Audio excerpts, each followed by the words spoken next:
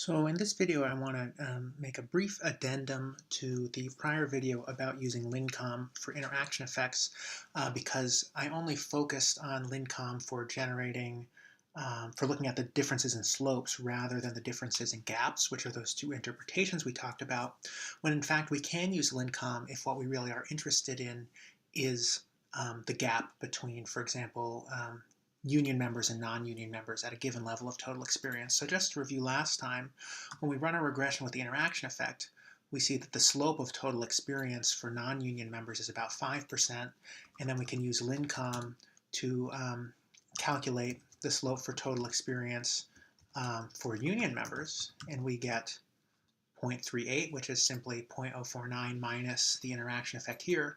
But let's say instead of let's say union was our question predictor and we were really interested in the gap and we wanted to be able to sort of visualize and understand that in this way before we graph it. So what we could do is we see that this union coefficient here is giving us the predicted difference in wages, or natural log of wages, between union and non-union members when total work experience equals 0. But that's not a particularly valuable thing because 0 is outside the range of our data.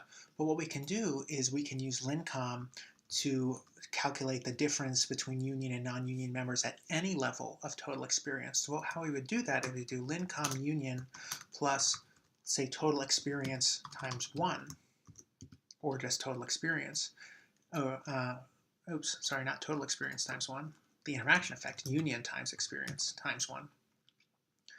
I'm just going to copy this, and what happens is we've now calculated the difference between non-union members and union members with 1 year of work experience, and we can do the same thing for 2 years of work experience, and we see that each additional year of work experience, this gap is narrowing by this amount, which is what we'd expect because we know that's the differences in slopes between the two lines.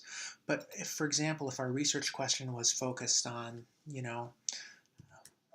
people who have been working for 10 years or more in 15 years, we can very easily calculate those exact differences and get a p-value for those differences at any level of total experience. Let's put in 20 here.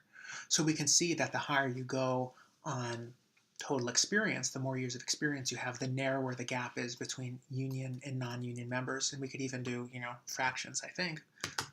Yeah, I mean, it's just doing the math for us. So at 15.5 years of total experience, here is the predicted difference.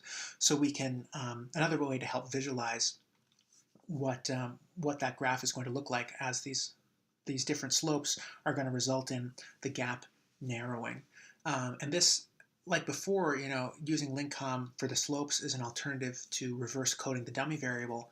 This would be an alternative to changing the coding of total experience, because this is giving us the differential when total experience is 0, but we could standardize this variable as we've seen in various examples, and then the union coefficient would give us the difference at the mean value of total experience. And this is just another way to get that union differential at precise levels of